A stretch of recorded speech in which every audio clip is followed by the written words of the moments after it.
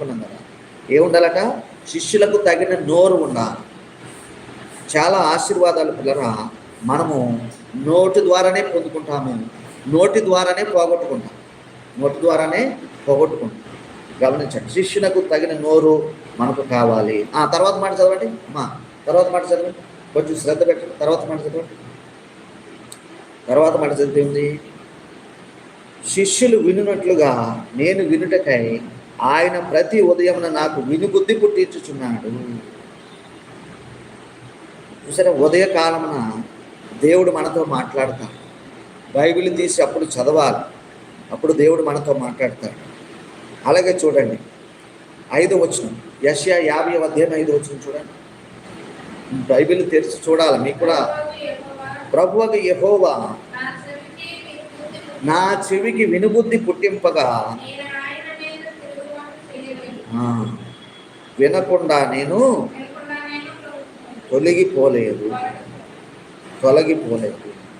ప్రభువగు యెహోవా నా చెవికి వినుబుద్ధి పుట్టింపగా నేను ఆయన మీద తిరుగుబాటు చేయలేదు, వినకుండా నేను తొలగిపోలేదు.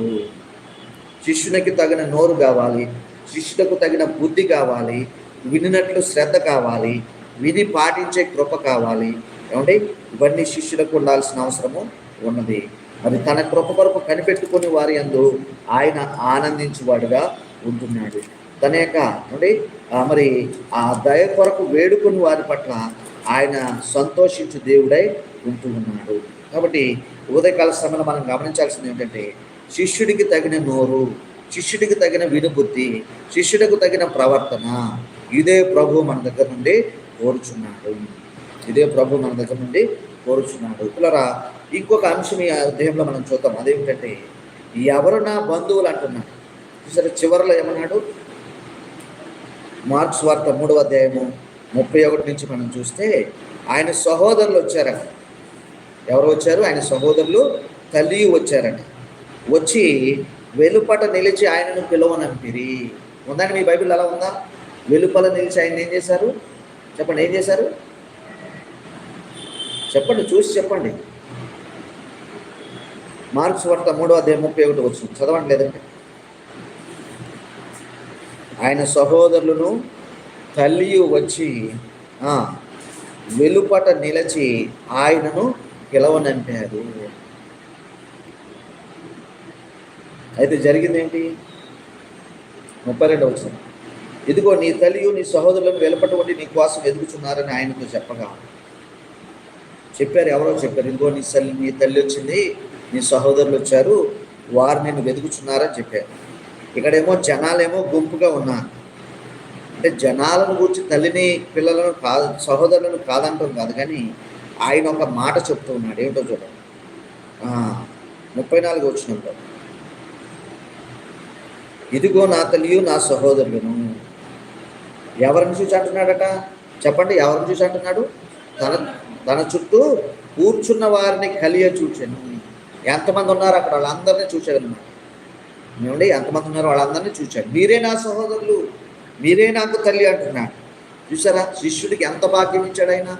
ఒక మాతృత్వాన్ని కలగజేస్తున్నాడు, ఒక బంధుత్వాన్ని కలగజేస్తున్నాడు. ఒక గురువు దగ్గర శిష్యుడు నేర్చుకుంటున్నాడంటే పిల్లరా, ఏమండి, వారు బంధువుల కంటే మించిన వారు. అంటే లోకంలో సామెత ఉన్నది, ఏమండి, మరి బంధువులే మరి ప్రధానం అన్నట్టు ఉంటుంది. కానీ దైవరాజ్య నియమాలలో బంధువుని మించిన వాడు శిష్యుడు, బంధువుని మించిన వాడు శిష్యుడు. ఇదిగో మీరే నా శిష్యులు, ఎవరైతే నా మాట విని వాటి చొప్పున చేస్తారో మీరే నా యొక్క సహోదరులు. అదే ఉంది చూడండి, 34వ వచనం 35వ వచనంలో, దేవుని చిత్తము చొప్పున జరిగించువాడే. గమనించారా? ఏ చిత్తము చొప్పున? దేవునికి ఇష్టమైనది జరిగించువాడే నా సహోదరుడు, నా తల్లి. ఎందుకంటే ఇంకేం కావాలండి? శిష్యులుగా ఉండాలంటే ప్రభు మాట వినా, ఒకరినొకరు ప్రేమించుకోవాలి, ఖర్చుకోకూడదు, లేదంటే ఒకరినొకరు అరుచుకోకూడదు. ప్రేమ వేరు, ప్రేమ సహిస్తుంది. ప్రేమ శూన్యమైనప్పుడు సహనము తొలగిపోతుంది అండి. ఈకింత సహనము గొప్ప ద్రోహ కార్యములు జరగకుండా కాపాడుతుంది. మీరు కోపద్రేకులైతే ప్రేమ లేనట్టే కదా, మరి అలాగే విసుకుంటుంటే ప్రేమ లేనట్టే. సహించనలవి కానీ బాధలు పడుతున్నప్పుడు ప్రేమ అంత ఉచితంగా రాదు, అంత సులువుగా రాదు.